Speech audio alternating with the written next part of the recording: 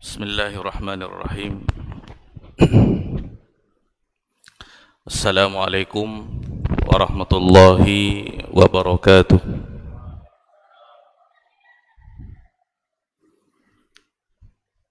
Alhamdulillah bini'matihi tatimmus salihat. Asyhadu an la ilaha illallah wahdahu la syarika lah. Rabbul bariyat, Rabbus samawati wal ard. Wa ashhadu anna Muhammadan abduhu wa rasuluh ad-da'i ilal khairat. Rabbi shrah li sadri wa yassir li amri wahlul 'uqdatan min lisani yafqahu qawli. Allahumma zidna ilman warzuqna fahman. Allahumma 'allimna bima yanfa'una wanfa'na bima 'allamtana innaka 'ala kulli syai'in qadir. Allahumma ya hayyu ya qayyum bi rahmatika nastaghits fa aslih lana sya'nana kullah wa la takilna ila anfusina tarfata 'ain. Para jemaah kaum muslimin dan muslimat, para hadirin wal hadirat yang semoga senantiasa dirahmati dan diberkahi oleh Allah tabaraka wa taala. Bersyukur kita kepada Allah azza wa jal yang senantiasa melimpahkan rahmat, karunia, anugerahnya kepada kita, sehingga di hari ini kita kembali diberikan kesempatan, kekuatan dan kesehatan oleh Allah tabaraka wa taala untuk berkumpul di rumah yang sangat mulia ini. Kita berdoa kepada Allah tabaraka wa taala semoga kita semuanya diberikan oleh Allah azza wa jal ilmu yang bermanfaat dan diberikan kemudahan untuk senantiasa mengamalkannya. Amin ya rabbal alamin. Selanjutnya, salawat dan salam semoga senantiasa tercurah kepada baginda Rasulullah sallallahu alaihi wasallam. Allahumma salli ala Muhammad wa ala ali Muhammad. Semoga salawat dan salam tersebut juga tercurah kepada keluarga beliau, kepada istri-istri beliau, ummahatul mukminin, kepada anak-anak beliau, kepada para sahabat radhiyallahu anhum ajmain, dan orang-orang yang senantiasa istiqomah di dalam mengikuti sunnah-sunnah Nabi sallallahu alaihi wasallam ila qiyamis sa'ah. Para jemaah yang dimuliakan oleh Allah tabaraka wa taala, tidak terasa waktu berjalan begitu cepat. Kita sudah berada pada hari yang ke-27 daripada bulan Ramadan 1442 Hijriah. Baru kemarin rasanya kita bergembira ria, berbahagia menyambut kedatangannya. Tiba-tiba kita sudah berada di penghujung daripada bulan yang suci ini. Ini merupakan salah satu daripada makna sabda Nabi sallallahu alaihi wasallam ketika beliau mengatakan la taqumus saa'ah hatta yataqarabaz zaman. Tidak akan terjadi hari kiamat sehingga waktu itu berdekatan terasanya. Ya. Dan ini merupakan salah satu daripada tanda-tanda hari kiamat, ketika kita merasakan hari-hari itu berjalan begitu cepat gitu. Jumat ke Jumat, kemudian Sabtu ke Sabtu, ya. Begitulah keadaannya. Dan tidak tersisa daripada Ramadan ini kecuali 2-3 hari saja lagi. Para jemaah yang oleh Allah tabaraka wa taala, ada beberapa nasihat yang akan kami sampaikan yang mudah-mudahan bermanfaat bagi kami dan juga bagi seluruh para jemaah yang mendengarkannya. Yang pertama adalah seseorang muslim dan muslimah harus tetap bersemangat untuk beribadah di ujung-ujung Ramadan. Kita para jemaah kepada Allah tabaraka wa taala teladan kita dalam hal ini adalah Nabi kita tercinta Muhammad sallallahu alaihi wasallam. Aisyah radhiyallahu anha menggambarkan bagaimana Nabi sallallahu alaihi wasallam ketika beliau memasuki 10 malam terakhir daripada bulan Ramadan.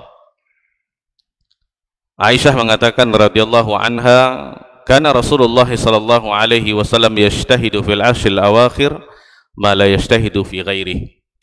Adalah Nabi sallallahu alaihi wasallam, kata beliau, senantiasa bersemangat untuk beribadah pada 10 malam yang terakhir melebihi semangat beliau di hari-hari yang lainnya.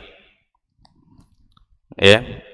Dan jangan sampai kita kendor semangatnya di akhir-akhir ini.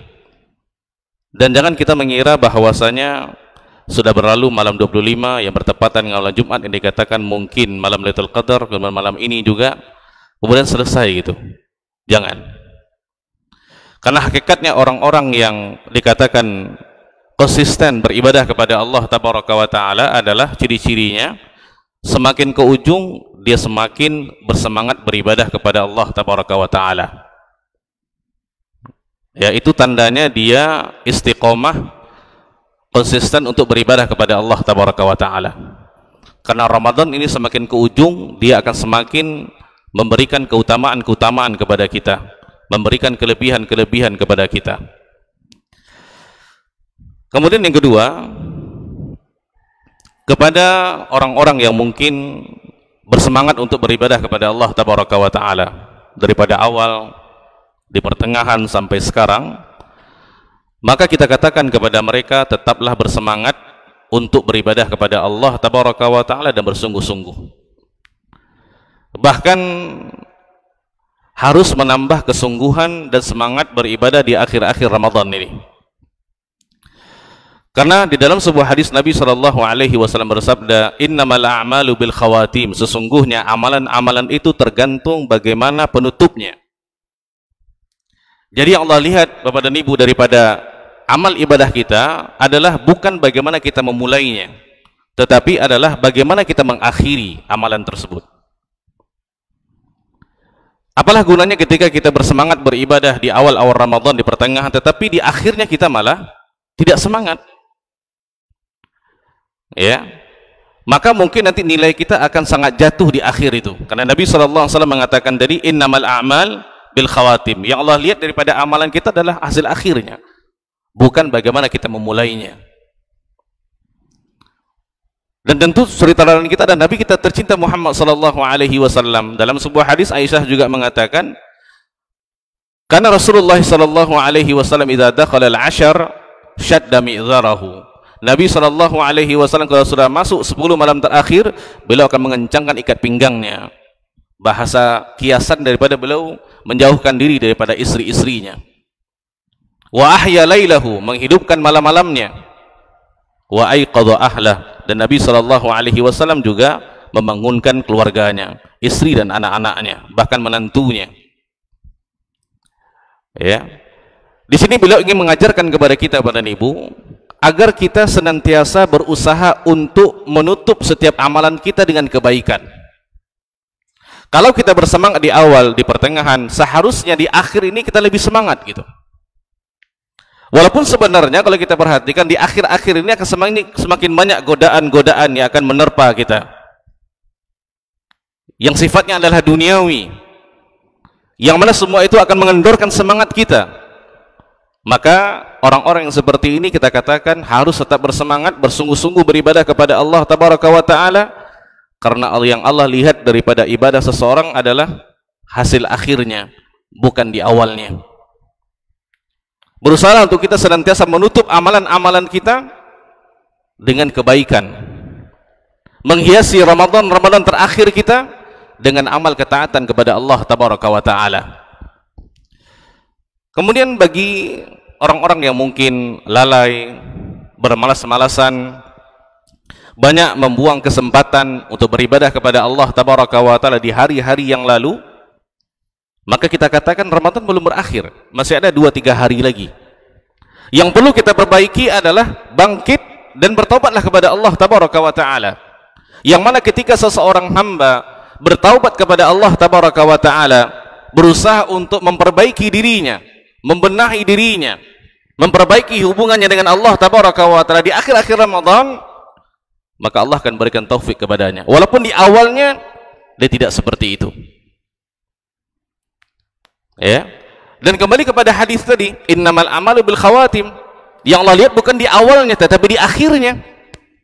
Finishnya bagaimana? Bagaimana kita menutup amalan ibadah kita agar syaitan tidak bisa menggoda kita, Bapak dan Ibu. Jangan sampai syaitan mengatakan kepada kita, ya sudahlah, ya engkau sudah banyak membuang-buang waktumu, sekarang sudah Ramadan yang ke-27. Tidak, Bapak dan Ibu. Bangkit, berbenah untuk memperbaiki hubungan dengan Allah tabaraka wa taala. Dan jangan sampai orang-orang seperti ini terancam ketika mereka tidak bertaubat, memperbaiki diri di akhir Ramadan, terancam dengan hadis Nabi sallallahu alaihi wasallam, Bapak dan Ibu. Nabi mengatakan, raghima anfi rajulin, raghima anfi rajulin, raghima anfi rajulin. Celakalah seseorang adrakahu Ramadan, dia bertemu dengan bulan Ramadan, Allah berikan kesempatan untuk dia bertemu dengan Ramadan, Allah panjangkan umurnya. Itu nikmat, Bapak dan Ibu. Summan salah, kemudian bulan itu berlalu, falam yughfarlah, tapi tidak diampunkan dosa-dosanya. Ini orang yang paling sengsara dan celaka dunia dan akhirat, Bapak dan Ibu. Sepanjang bulan Ramadan tersebut, 29 atau 30 hari, Allah berikan kesempatan kepadanya, Allah panjangkan umurnya, Allah berikan kesehatan kepadanya, Allah sudah bukakan pintu-pintu surga, dimudahkan untuk beribadah, Allah sudah tutup pintu-pintu neraka, bahkan syaitan Allah belenggu, Bapak dan Ibu. Semua kemudahan ini agar kita bisa beribadah kepada Allah tabaraka wa taala. Kalau seandainya itu semua fasilitas yang Allah berikan kepada kita tidak mampu untuk membuat diri kita diampunkan oleh Allah tabaraka wa taala, Bapak dan Ibu, maka kita terancam dengan hadis tadi, raghima anfi rajulin, ya, adrakahu Ramadan summan salah falam yughfarlah. Mesti berhati-hati, Bapak dan Ibu. Dan orang-orang seperti ini sangat banyak. Kalau selama ini yang mungkin kita pikirkan tentang Ramadan adalah keberkahan, kemuliaan, keutamaan, benar. Tetapi ada orang-orang yang celaka, ada orang-orang yang sengsara, ada orang-orang yang menderita di bulan Ramadan. Siapa mereka? Orang-orang yang bertemu dengan bulan Ramadan dalam keadaan yang sehat jasmani dan rohani, Bapak dan Ibu. Bahkan diberikan waktu luang yang sangat banyak, tetapi dengan semua itu tidak mampu membuat dirinya diampunkan oleh Allah tabaraka wa taala. Ini dikatakan orang-orang yang celaka. Para jemaah yang dimuliakan oleh Allah tabaraka wa taala. Kemudian yang ketiga, ketahuilah sesungguhnya untuk kita bisa mengukur diri kita, Bapak dan Ibu, apakah kita sukses berhasil di bulan Ramadan ini atau tidak, adalah bagaimana keadaan kita setelah bulan Ramadan. Jadi tolak ukurnya apakah kita berhasil mendapatkan pengampunan daripada Allah tabaraka wa taala di bulan suci ini adalah setelah kita keluar, Bapak dan Ibu. Sama seperti kita sekolah, Bapak dan Ibu, tentu kita bisa mengukur kita ini berilmu atau tidak setelah kita mengamalkan ilmu tadi. Berubah enggak? Ya. Ibadah kita berubah enggak, akhlak kita? Ya, kalau anak kita SD tamat kelas 6 SD, dia mau ke SMP, kita katakan dia berhasil di SD-nya itu 6 tahun, kita lihat perubahan-perubahan di akhlaknya, tutur katanya, muamalahnya. Kalau dia masuk SMP juga seperti itu, di SMA juga seperti itu, sesuai dengan keilmuannya gitu. Nah, seseorang yang beribadah di bulan Ramadan, Bapak dan Ibu, untuk dia bisa tahu bagaimana dirinya apakah berhasil atau tidak mendapatkan pengampunan daripada Allah tabaraka wa taala, lihat diri kita nanti di akhir Ramadan, terutama di awal-awal bulan Syawal. Kalau kita, Bapak dan Ibu, mendapatkan pengampunan daripada Allah tabaraka wa taala, Allah akan rubah diri kita, bukan hanya secara rohani kita, tapi juga ibadah-ibadah kita kepada Allah tabaraka wa taala. Kalau selama Ramadan contohnya kita menjaga salat 5 waktu berjemaah di masjid, ya, dikatakan kita berhasil seperti itu, lihat nanti di awal-awal bulan Syawal. Masihkah kita berjemaah salatnya atau tidak? Kalau kita banyak meninggalkan sholat berjamaah di awal-awal bulan Syawal, Bapak Ibu, setelah kita keluar dari bulan Ramadan, maka ibadah kita, terutama sholat berjamaah kita di bulan Ramadan itu tidak berhasil, tidak memberikan efek yang baik kepada diri kita, tidak merubah diri kita. Ya, lihat amal ibadah kita yang lainnya, membaca Al-Quran contohnya. Kalau seandainya bulan Ramadan kita beria-ia untuk mengkhatamkan Al-Quran, kita berusaha mengkhatamkan walaupun sekali dalam bulan Ramadan, tapi kalau sudah masuk di bulan Syawal, kita tutup Al-Quran kita masukkan ke dalam lemari atau di lemari hias kita, kemudian kita tinggalkan. Kalau seperti itu, tidak berhasil bacaan Quran kita, Bapak Ibu. Dan juga ibadah-ibadah yang lainnya, berpuasa juga seperti itu. Ya, karena bulan berpuasa itu bukan hanya bulan Ramadan.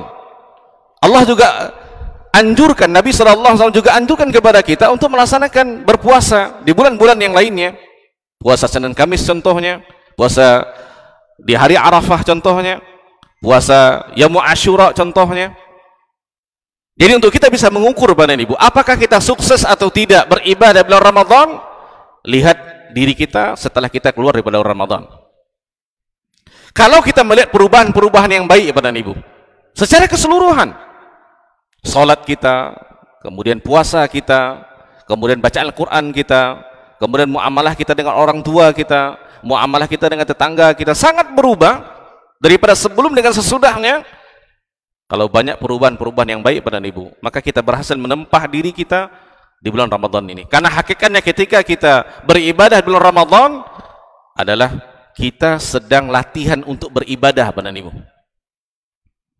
Nah, latihan itu apakah berhasil atau tidak nanti, proses itu akan kita lihat nanti di luar Ramadan.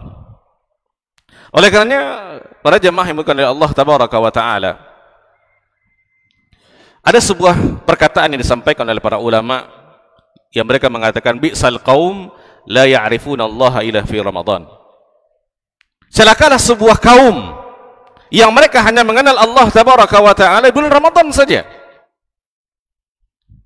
Dalam bahasa sederhananya, Bapak dan Ibu, seseorang kenal masjid hanya di bulan Ramadan saja. Seseorang buka mushaf membaca Al-Quran hanya di bulan Ramadan saja. Seseorang salat berjamaah di bulan Ramadan saja. Seseorang berpuasa di bulan Ramadan saja. Kalau seperti itu, Bapak dan Ibu, di luar Ramadan dia tidak melakukan hal itu, maka orang ini dikatakan bi'sal qaum, seburuk-buruk kaum. Ya. Jadi untuk kita bisa mengukur apakah Ramadan kita berhasil atau tidak, lihat bagaimana kita di awal bulan Syawal. Di tanggal 1 Syawal itu, Bapak dan Ibu, di salat subuh itu kita bisa melihat apakah jamaah-jamaah tetap ramai atau bagaimana. Dan ibadah-ibadah yang lainnya.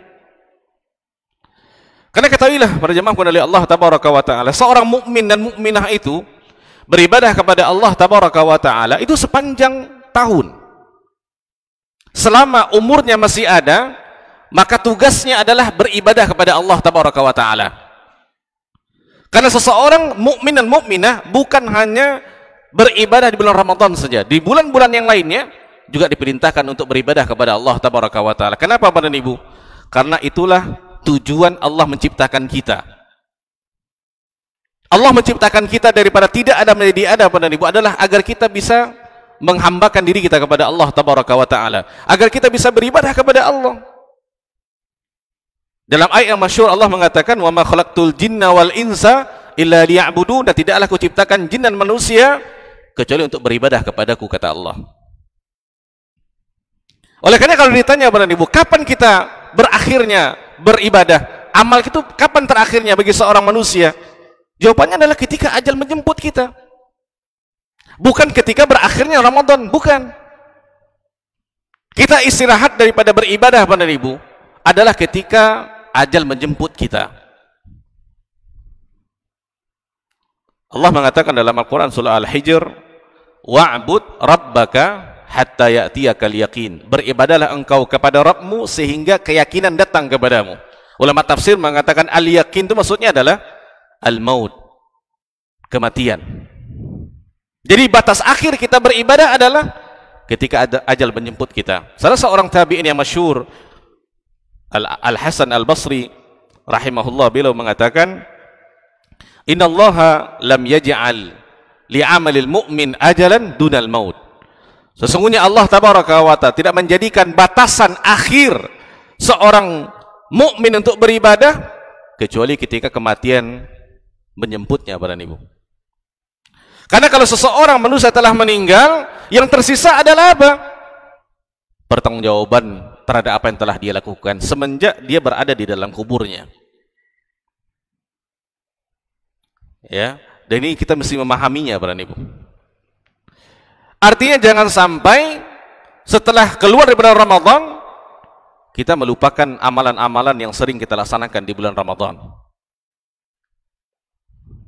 Itu sholat, berpuasa, seperti qiyamul lail, Bapak Ibu. Kalau kita biasa bangun malam di bulan Ramadan jam 3, kemudian kita sholat tahajud, itu diteruskan, Bapak Ibu. Sebab kalau kita tinggalkan setelahnya, percuma kita latihan 30 hari itu. Juga berpuasa seperti itu. Kalau hanya sebatas puasa Senin Kamis pun kita tidak mampu untuk melaksanakannya, Bapak Ibu. Apa gunanya kita latihan 30 hari untuk berpuasa berturut-turut? Kalau seandainya di bulan-bulan lain kita tidak mampu membaca Al-Quran, apa gunanya kita mengkhatamkan Al-Quran bulan Ramadan kemudian kita meninggalkannya, Bapak Ibu? Oleh karena kalau kita perhatikan para ulama, para salaf, mereka adalah orang-orang yang konsisten beribadah kepada Allah tabaraka wa ta'ala kapanpun dan dimanapun.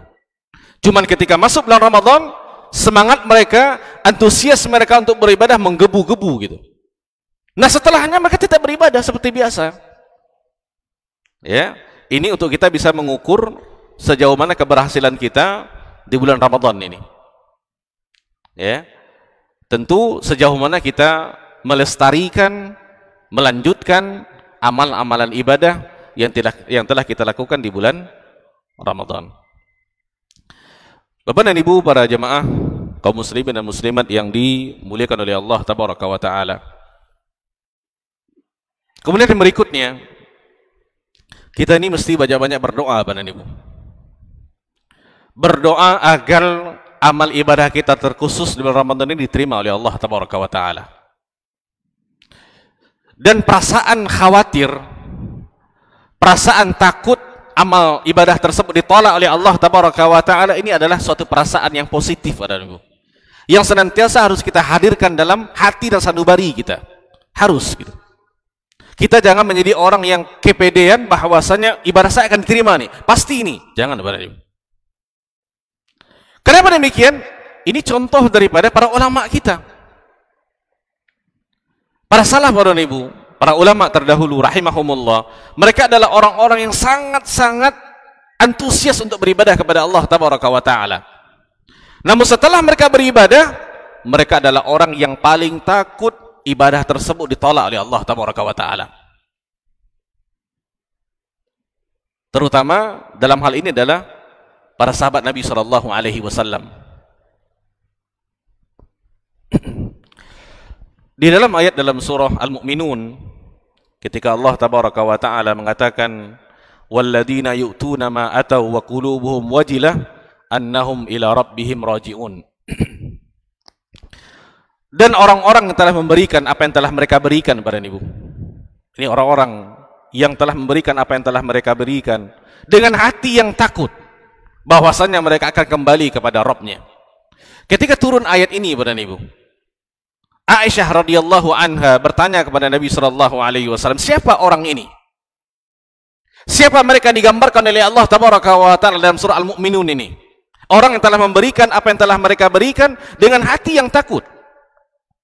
Aisyah mengatakan, wahai Nabi sallallahu alaihi wasallam, apakah mereka orang-orang yang senantiasa meminum khamar, berzina, dan mereka takut azab Allah tabaraka wa taala?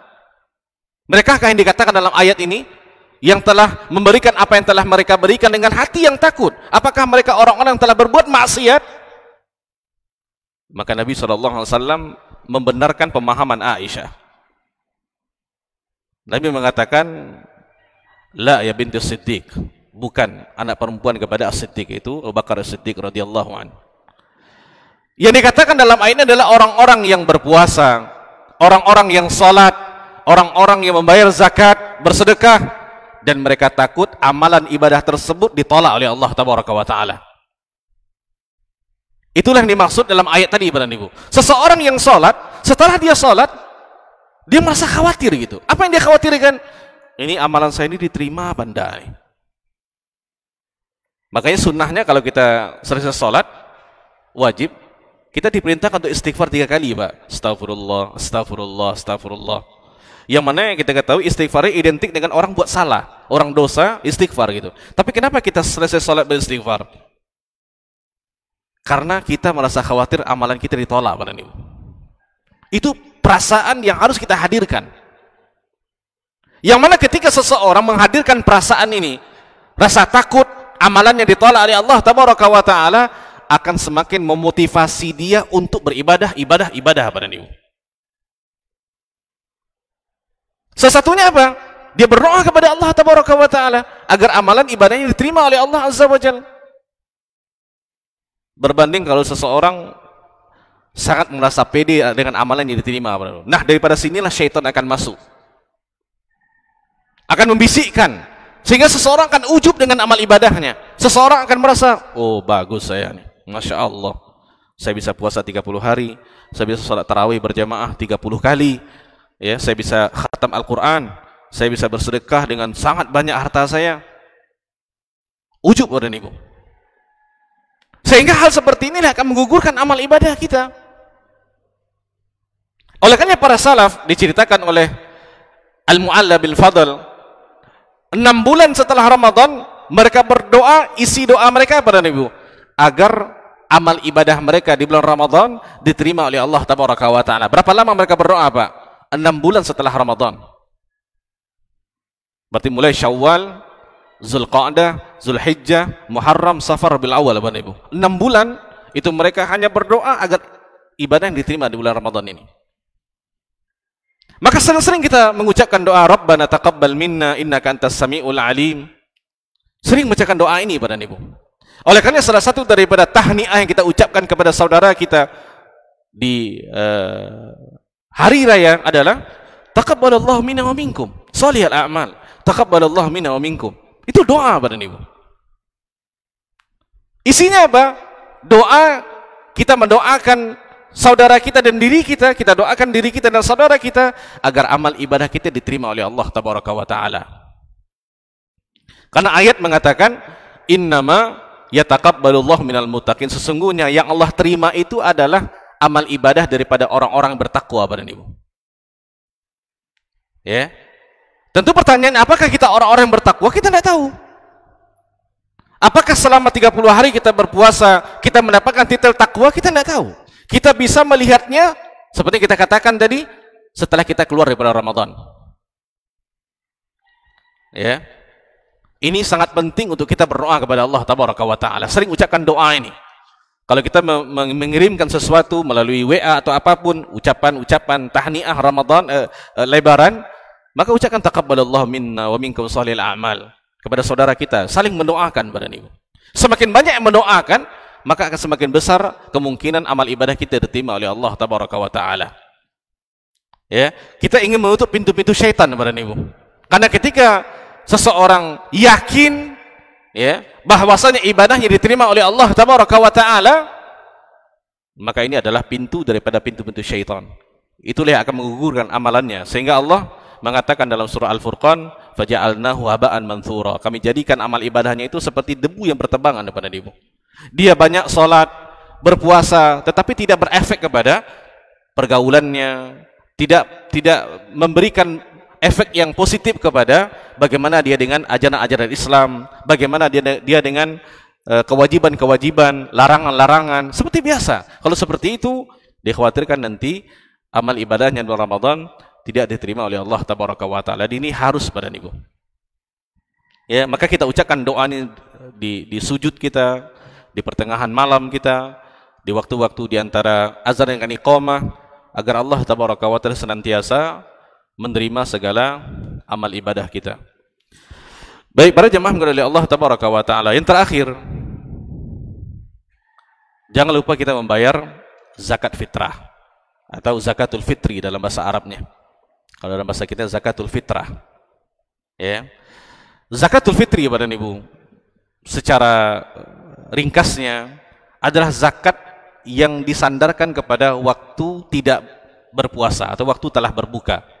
Karena kalimat al-fitri itu bukan fitrah manusia, bukan, tetapi waktu setelah kita tidak lagi berpuasa. Oleh karenanya zakat fitrah itu atau zakatul fitri itu wajibnya adalah, waktu yang utamanya kita membayarnya adalah ketika matahari terbenam di tanggal 30 Ramadan. Mulai daripada itu Bapak dan Ibu, maka itu waktu yang paling afdol untuk kita membayar zakat fitrah kita. Karena kewajibannya sudah datang.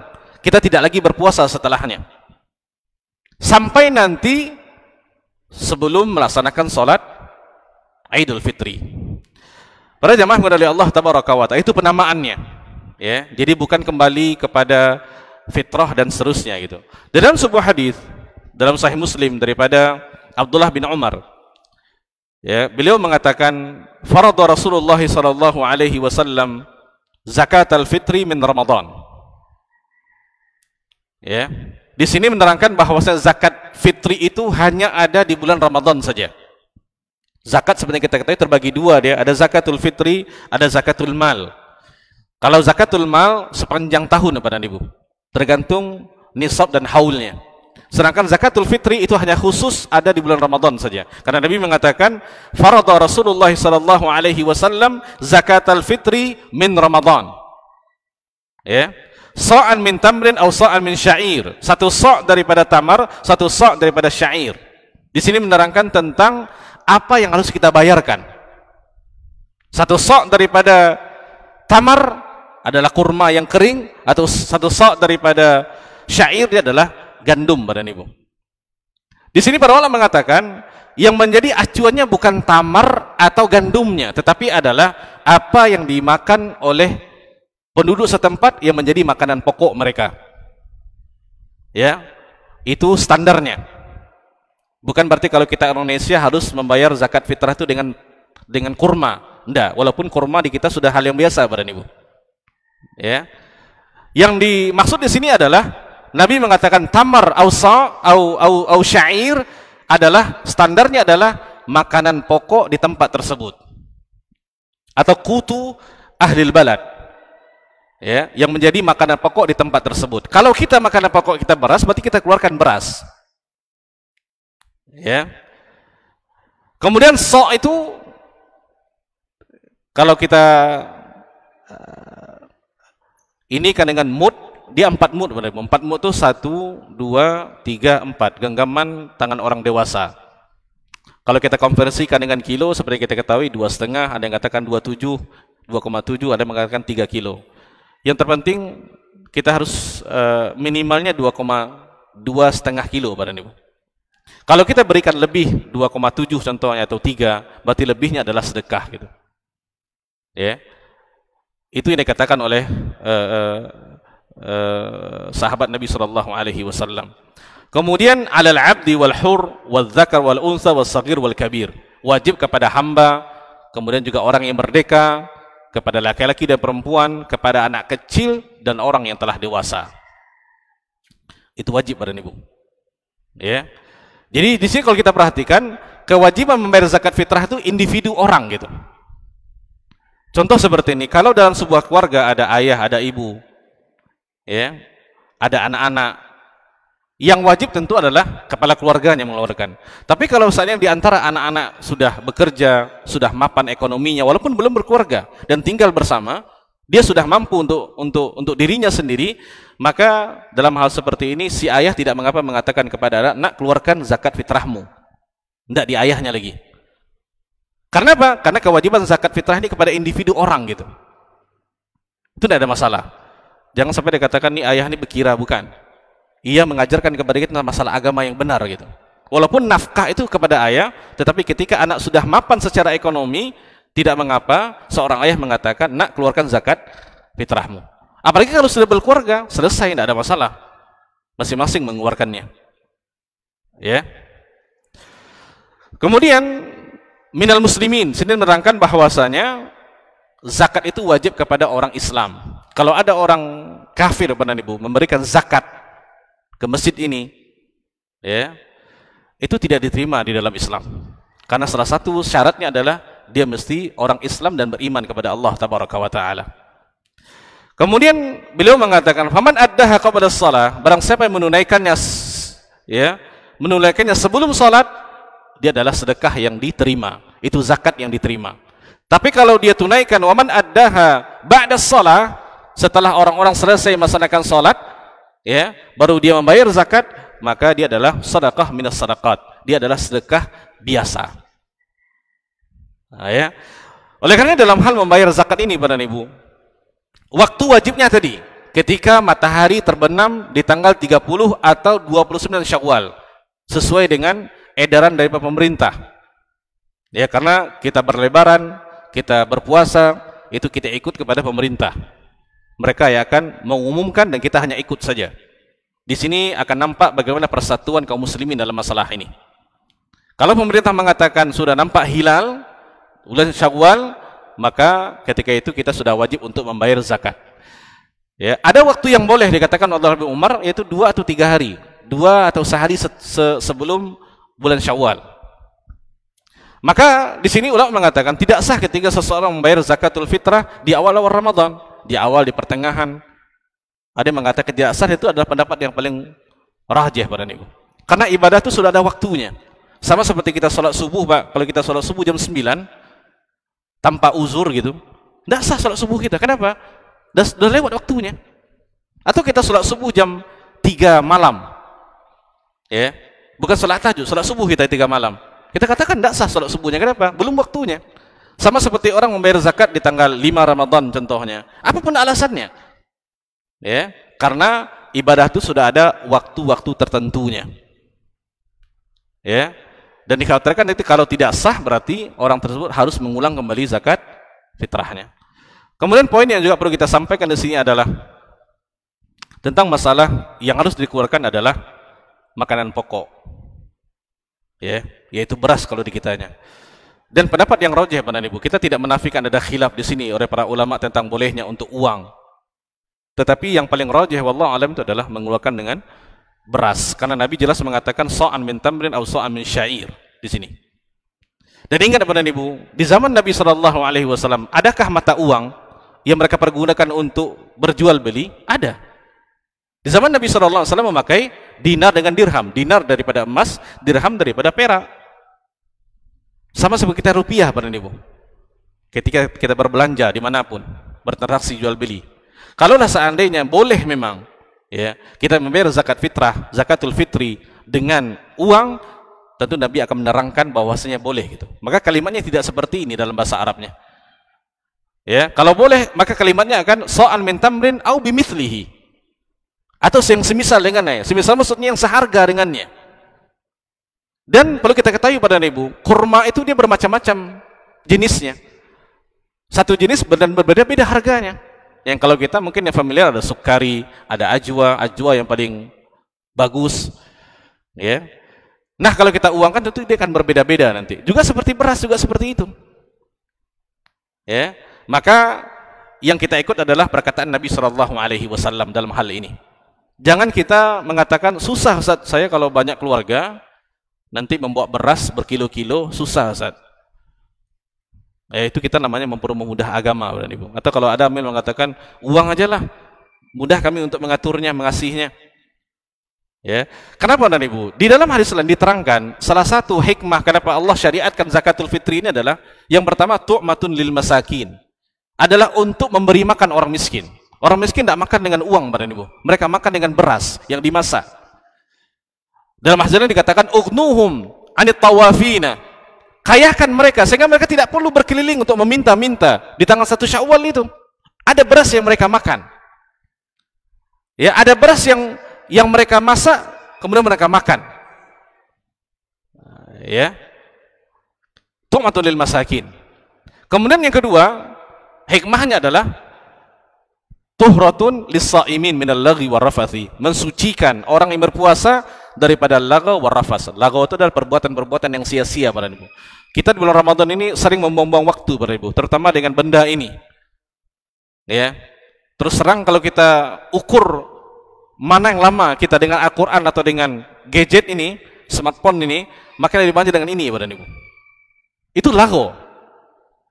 Selain daripada mungkin kita membaca artikel-artikel atau kita membaca Al-Quran daripada ini, Pak, kan ada aplikasinya. Selain itu gitu, sibuk dengan WA, sibuk dengan status, sibuk dengan Facebook, sibuk dengan Twitter, apapun namanya gitu. Itu lago. Atau rafas. Rafas adalah hal-hal yang menjurus kepada pornografi, kalimat-kalimat kasar yang kita ucapkan. Nah, salah satu fungsi daripada zakatul fitri mensucikan diri kita daripada semua itu, Bapak Ibu. Ya, terutama untuk orang-orang yang berpuasa. Kalau kita ukur 24 jam Allah beri kita waktu, Bapak Ibu, mungkin lagu ini lebih banyak berbanding kita beribadah kepada Allah Tabaraka wa Ta'ala, sampai pun di bulan Ramadan. Ya, ini sesuatu yang harus kita pahami. Oleh ketika Nabi mengatakan tu'matun lil masakin, ini menunjukkan bahwasanya Nabi suruh kita untuk mengeluarkan makanan pokok di tempat tersebut agar bisa dikonsumsi oleh saudara-saudara kita yang membutuhkannya, Bapak Ibu. Nah, ya. Dan perlu kita pahami, Bapak Ibu. Sebagian ketika mereka membayar zakat, ya, dengan metode seperti tadi, mungkin amil bawa beras gitu. Kemudian ada orang muzaki membayar zakat, untuk dia bentuk beras juga, saya belilah beras nih, ambil jual beras tuh kepada muzaki. Kemudian muzaki serahkan lagi. Kayak gitu, Pak, biasanya. Ya. Dan yang ingin kita soroti, Bapak Ibu, adalah kadang-kadang hal seperti itu terjadi di masjid, Bapak Ibu. Jual beli di masjid hukumnya haram, Pak. Itu hadis yang sahih. Karena masjid ini adalah untuk kita menambah amal ibadah, bukan untuk perkara-perkara duniawi. Kalau sudah tijarah, perniagaan, perdagangan, itu masalah duniawi gitu. Sangat hina ketika kita menjadikan masjid ajang seperti itu. Walaupun kita melaksanakan di teras itu. Teras itu adalah masjid, Bapak Ibu. Kecuali kalau dibuat tenda di situ mungkin agak selamat gitu. Tetapi terus terang saya katakan, itu akal-akalan dalam beragama. Untuk mempermudah sehingga amil menyiapkan beras, ya. Kemudian nanti kata usaha harus beras kan, saya beli dulu. Kemudian diserahkan lagi. Nanti diserahkan dalam bentuk uangnya gitu. Beras tetap ada di situ. Dan setiap orang datang seperti itu. Setiap orang datang seperti itu. Dia mengatakan kan mudah, tidak perlu bawa yang berat-berat. Masjid pun tidak perlu menyimpan beras yang sangat banyak. Terus terang pada itu akal-akalan gitu. Ya, ini harus dipahami. Apalagi kalau seandainya jual beli itu terjadi di masjid atau di teras masjid, berdosa, Bapak Ibu. Kita tidak boleh berjual beli di masjid. Ya, sampai mungkin teman-teman yang punya konten-konten jual beli pulsa HP, kemudian ketika dia mengirim itu kepada pelanggannya dengan HP-nya 10.000, 50.000, itu jual beli, Bapak Ibu. Tidak boleh di masjid. Masjid ini adalah rumahnya Allah Tabaraka wa Ta'ala. Ada aturan-aturannya, ada etika-etikanya. Ya, dan ini harus kita hindari, Bapak Ibu. Usahakan yang paling afdol adalah kita sendiri yang memberikan zakat itu kepada orang yang berhak. Kita punya tetangga, kita punya saudara, Bapak Ibu. Saudara yang nafkahnya tidak di kita gitu. Maka dalam hal seperti ini zakat fitrah itu lebih utama untuk kita berikan kepada mereka. Ya. Bukan berarti kita tidak boleh memberikannya kepada amil, sah-sah saja, ada aturan-aturannya. Tetapi maksud saya adalah yang lebih afdal adalah kita sendiri yang menyerahkan kepada orang yang membutuhkannya, dan kita lebih tahu orang ini betul-betul membutuhkan apa tidak. Apalagi kalau seandainya mereka adalah daripada kalangan kerabat kita, Bapak Ibu. Ya, sampai pun kita memiliki ayah contohnya yang tidak tinggal bersama kita, nafkahnya tidak bersama kita boleh kasih zakat kepada dia.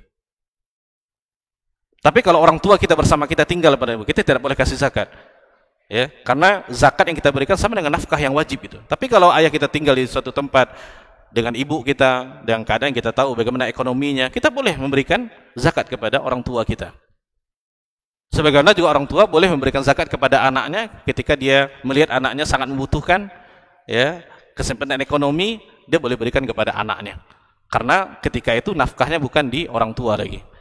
Dalam hal-hal seperti ini, yang lebih afdolnya adalah kita sendiri yang memberikan zakat kepada yang berhak menerimanya. Di dalam gambaran fikih yang benar, kalau kita perhatikan, amil zakat itu adalah seseorang yang ditunjuk oleh pemerintah resmi. Kalau di kita PNS dia Bapak dan Ibu. Jadi gajinya daripada Baitul Mal. Itu amil yang sebenarnya. Ya. Nah, amil yang ditunjuk oleh pengurus masjid itu adalah wakil daripada kita. Ya, wakil daripada kita. Artinya apa? Selama amil tersebut tidak memberikan zakat, maka zakat kita belum selesai kewajibannya baru. Walaupun kita sudah berikan kepada dia. Berbeda dengan yang pertama tadi, dia memang ditunjuk secara resmi. Oleh karena amil zakat yang pertama tadi yang ditunjuk oleh pemerintah resmi, itu mereka datang ke rumah-rumah meminta zakat. Mana zakatnya? Ya. Kemudian setelah itu mereka akan berikan kepada orang-orangnya Bapak dan Ibu. Langsung ke rumahnya, door to door dia perginya.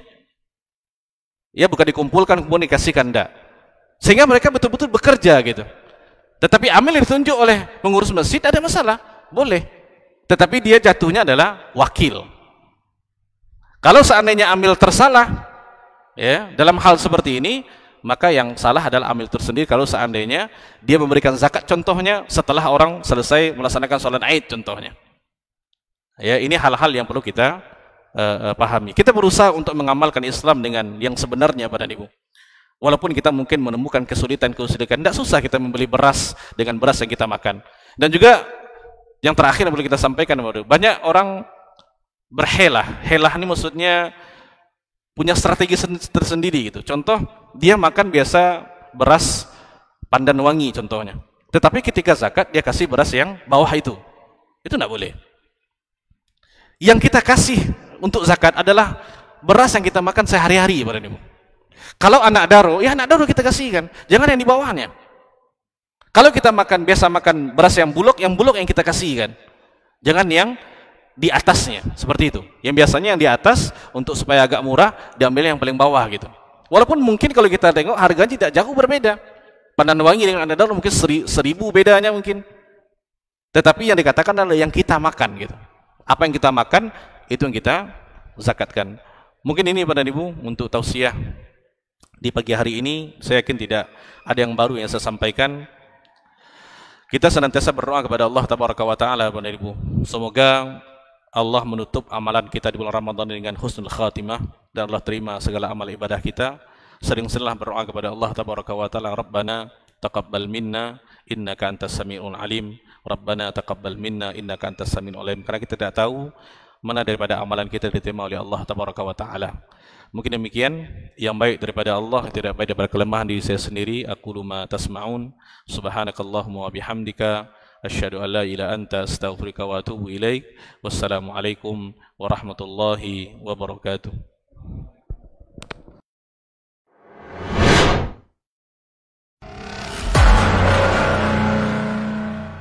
Aku bercita-cita wahai Umar, jika aku memiliki emas sepenuh rumah ini, fa unfiqhu fi sabilillah, aku akan infakkan semuanya di jalan Allah. Di para sahabat itu, kaum muslimin, yang terbayang bagi mereka itu adalah infak. Yang terbayang bagi mereka adalah sebuah kebahagiaan, keselamatan di akhirat yang kekal dan abadi di sisi Allah Tabaraka wa Ta'ala. Ini majlis cita-citanya para sahabat.